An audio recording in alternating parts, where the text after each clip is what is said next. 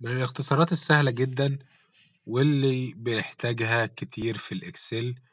بسهولة جدا هنعرف إزاي بالاختصار ده نرتب الأرقام أو الأسماء من الأصغر للأكبر، والأسماء أيضا بتترتب حروف أبجدية. الطريقة وهي إزاي بنضغط Alt A S A، وبالتالي بسهولة جدا بيترتب معانا.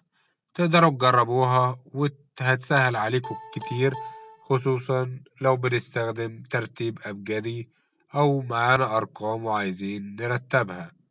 بنيجي على آخر خانة ونضغط عليها، وبعد كده نضغط Alt A S A تحت أي، بيرتب لك جميع الأرقام والحروف.